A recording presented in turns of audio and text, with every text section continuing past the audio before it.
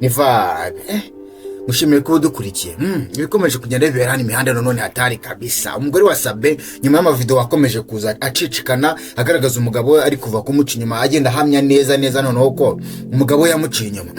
Umugore wa Sabin ari kuye bombi ikomeye kabisa. Araje avuga amagambo akomeye abantu batari biteze. Reka tubitekerezeho. Umugore we araje mu gihe yakabaye kuba yaktinga nkaho ababajwe n'ibintu byagiye biba.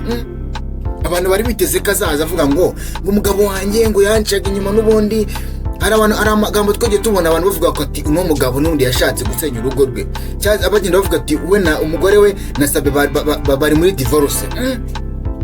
Ibintu rero sasa biraje bicanga abantu mu mitwe, birabacanga birabacabiranya kabisa. Ibi ngibi rero byavugishije abantu benshi cyane, byavugishije abantu ku buryo hanyuma rero abantu bibazaga ati ese nyir'ubwite we azabivuga iki, ese Sabin we azavuga iki, umugore we se we azatinga gute nyuma y'ibi bintu byose byagiye biza hano hanze bigaragara. Twumiye kabisa. Umugore wa Sabin rero araje hano ku social media, urumva avuga ibintu bigiye bitandukanye n'ibyo abantu batekerezaga ko ashobora kuba ari byo azavuga.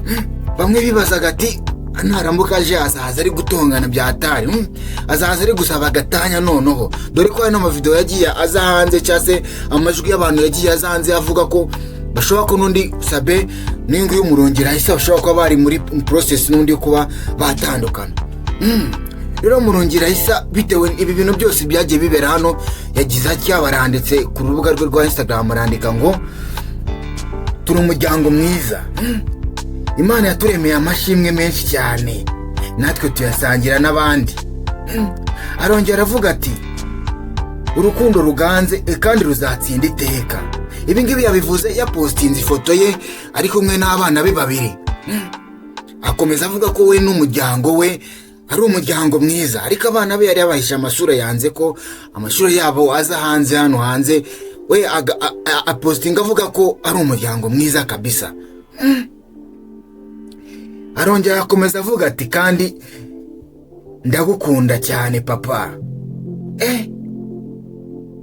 Ibi ngibi rero abantu bahise bibaza ati se ibi bintu bisukuye iki? Ibintu byahise biza biracanga abantu, bibacanga mu mutwe kabisa. Abantu bakomeza kwibaza ati si ibi bintu noneho ibintu turabifata tubitereke hehe mu kiye gihande kabisa. Nyuma y'aya magambo rero Sabin nawe yasashira agatima.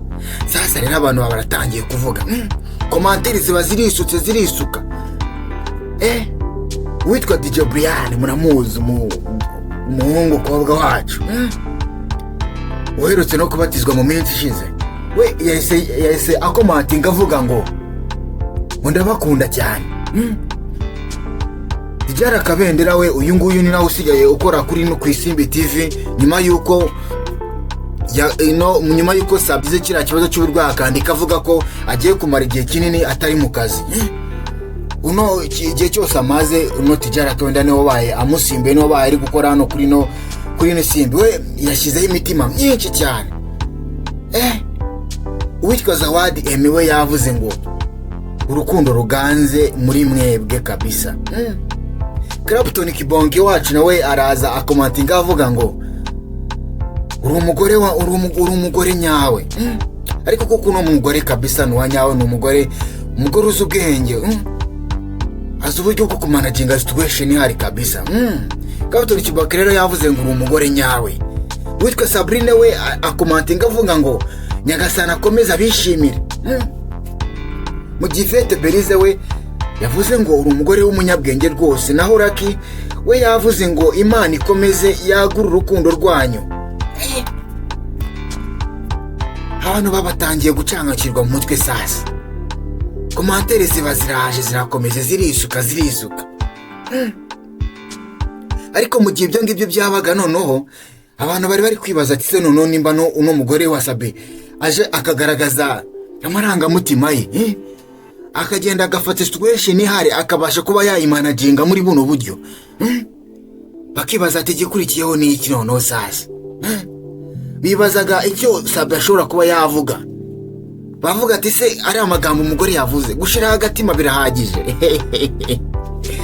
Niba narakomeza reka nkubitse kuri subscribe kugira ngo njye nkugezaho amakuru yose ari update. Nimba uri umuntu ukunda guhora uri update kabisa. Rero umuntu Sabin wese yandika ku rukuta rwe aravuga ngo iteka rwose rahisa wanjye.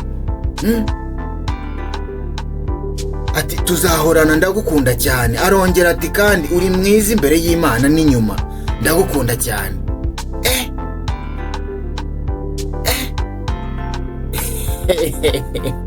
Niba bahano harimo urukundo kabisa. Rero ibi ngibi bigenda bigaragaza noneho abantu bagendaga bavuga ngo bano bantu ngo bafite gahunda ngo n'undi yo gutandukana ngo bari muri process ya divorce. Ubu se ibintu bigaragaza ko bari muri process ya divorce ra kahubwo ko tubona urukundo. Ahubwo ko tubona urukundo ruganje muri bo. Ibi ngibi byase bihagurutsa abantu sasa. Biragenda hano ku mbuga nkoranyambaga noneho bizana noneho bicanga abantu mu mitwe. Biravuga ati se nimba abantu bwabo bo bigaragariza ko bakundana, ni gute mushobora kuba mwabajyaho mukavuga ati ngo bafite ngo gukora ngo ama divorce ngo ntago urugo rwabo ngo ntago rwubatse. Dukomeje kutungurwa n'ibikomeje kubera hano kabisa. Hanyuma rero witwa ukuntu byagiye bigenda mu minsi ishize, mugiye mubizi ukuntu byagiye bigenda kabisa. Ni vibe. Murabizi situation ukuntu yagiye igenda mu minsi ishize.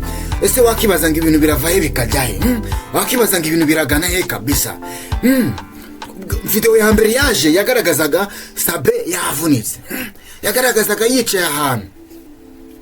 Yagaragazaga Sabin ari kunanirwa guhaguruka ari kugenda kurura ibyatsi, ananirwa kuva ahantu ari. Abantu baza bari kumuterura, abantu bagenda bavuga ati mudushakire abantu bazi badufashe tumukura ahangaha kabisa. Ibi ngibi rero abantu bakomeje kubyibazaho ukuntu bigiye bitandukanye, bavuga ati ashobora kuba yanavunika bisanzwe. Atashobora kuba yanavunika akaba bitaratewe nuko bakavuga ati se ko batize batwereka video ari gusimbuka igipangu. Ni gute muri kuvuga ngo yasimbutse? Ni gute muri kuvuga ngo yasimbutse? Umuntu ko twamubonye aryamye hasi, tukamubona ari kunanirwa guhaguruka, ari gukora ku kaguru bigaragara wenda ko yavunitse akaguru koko yari akavunitse ajya no kwa muganga n'amafoto arahari. Ati ni gute mwahita mushinza ko uwo muntu koko yaba yaravunitse ari gusimbuka?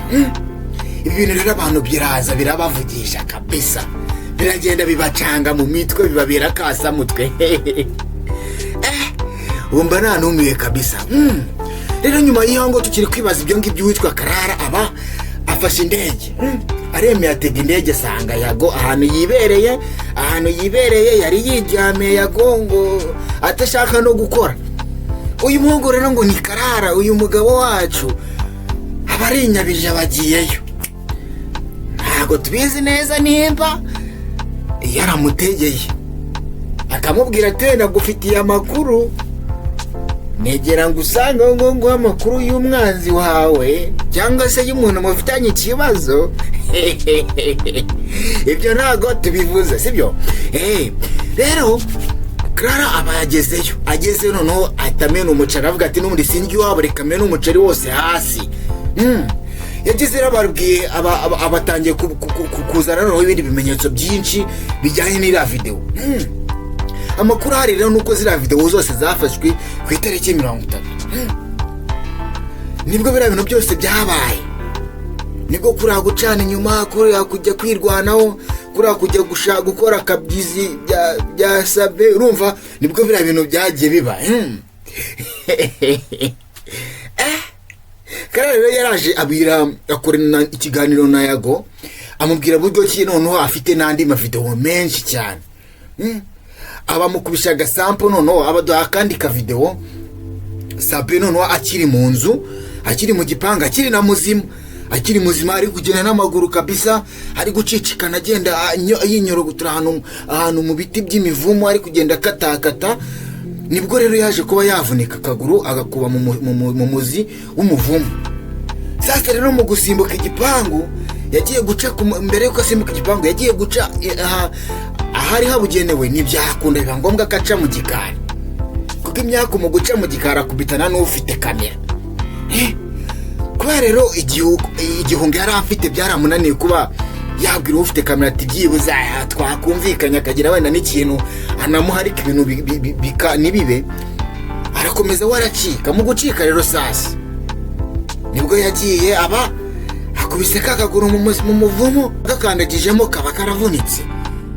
Arakomeza arirukanka agerageje gusimbuka igipangu, noneho gasimbutse akaguru abanza hasi, kakaguru kagize ikibazo, kagize shoke, karahanga kahita agatuma n'akandi kavunika. Niko guhaguruka bikanga no gucubagira bikanga, bikaba ngombwa ko bamuterura. Hanyuma rero abantu bibazaga ngo ngino video ntago ari iya nyayo, ngo bamubeshyiraga. Bakiri kwibaza ibyo ngibyo bari gushaka ingingo z'ingenzi zikubiyemo ibintu byiza. Babonye indi video noneho sasa umugabo ari kwirukanka ahunga kabisa, ubona ko ari kwiruka ikubagaho. Ariko ubundi abarejenti buri ntabwo bakabaye kuba baratinze nka kuriya.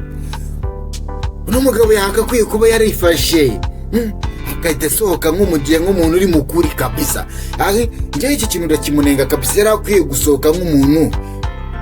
Icyambere cy'ingenzi nuko batari bamurase, urumva, kandi kuba nta kamera yabafashe kuba washura umuntu nabyo si ikibazo. Yakakwiye kuba yaratinze neza nk'abandi basirimu kabisa, agasohoka nk'umuntu w'umusirimu, haba na kamera zikaba zihari, agasohoka akajya guca mu marembo. Nimba ari n'umuntu yatinyaga wari uhari akamusuhuza, bamubaza ati vipi bimeze bite, akaba yamusobanurira akamubwira ati nje gusura uno muntu, hari ibintu twapangaga. Cyangwa se kuko amakuru hari nuko bashobora kwamaranya imyaka igera kuri 2 baziranye, bivuze ngo abantu baba bari n'inshuti. Bivuze ngo abantu baba inshuti, bigashoboka abantu bahura bakaganira, abantu basurana. Ni ku kigo cyatakitinze nk'umuntu wasuye umuntu kabisa. Yari bwakitike nk'umuntu wasuye umuntu akaza ibintu biri simple. Nimba umuntu atabasanze usohoka umugatire ndi kumuganiza kuri projet, ndi kumuganiza ku kiganiro tugomba kuzakora ejo. Dufite ikiganiro tugiye kuzakora none.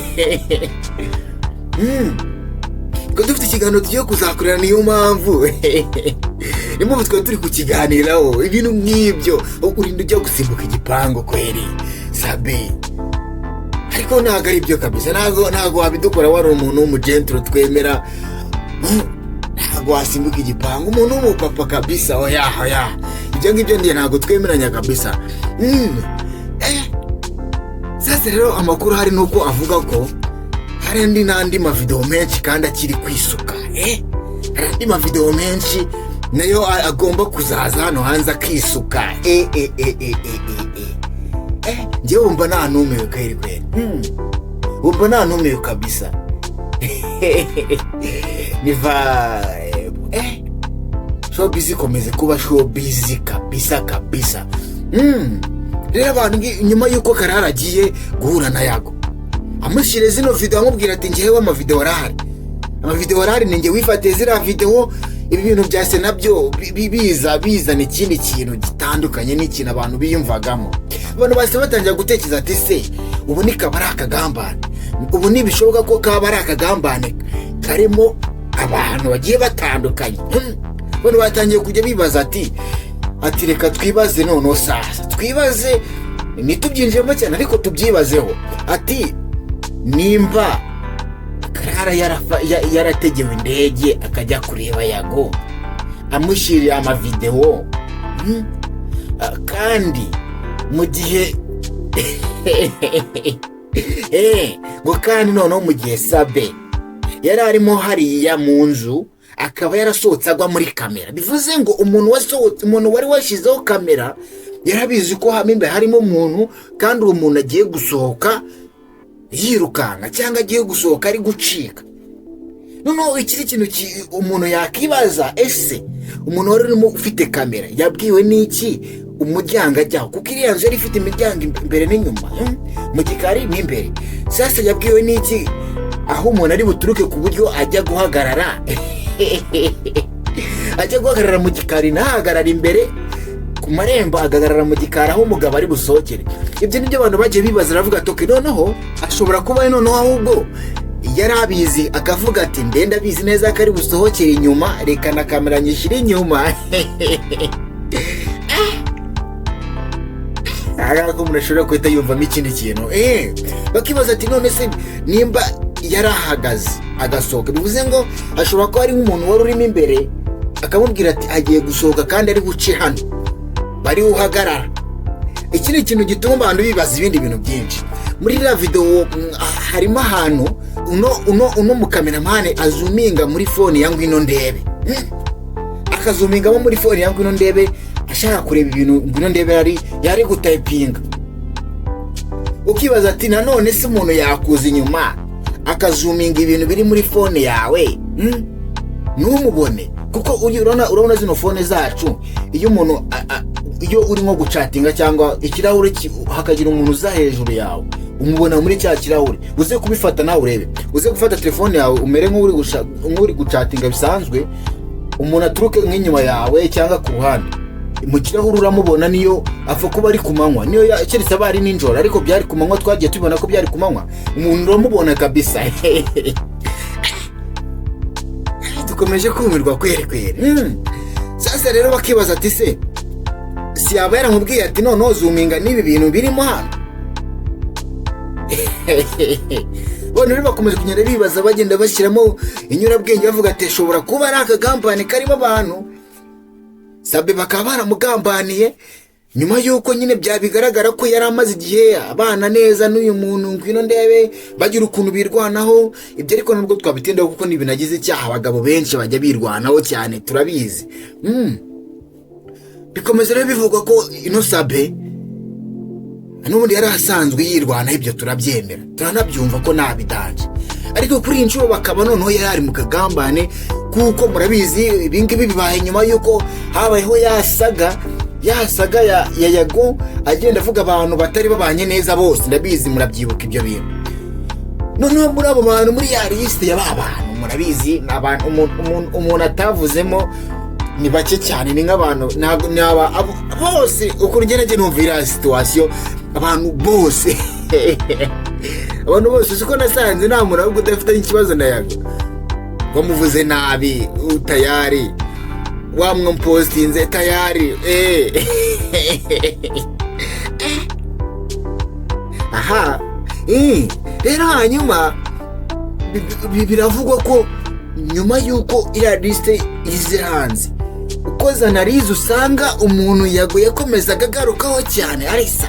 Ukibaza se nta kuntu Yago yaba birimo, ko yategeye indege no muntu wanikarara agategera indege akanga muzanira amavideo, bikaba ari umuntu barafitanye ibibazo.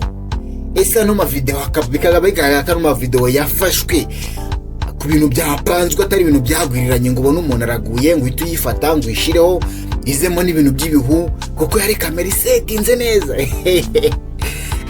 Niba wakoze kudukurikira rero, kora subscribe munsi mutarayikora kugira ngo ujye ubana natwe buri munsi, buri kiganiro cyose dushizeho, buri munsi buri video dupostinze ujye ubura update tuyikurikirane kabisa.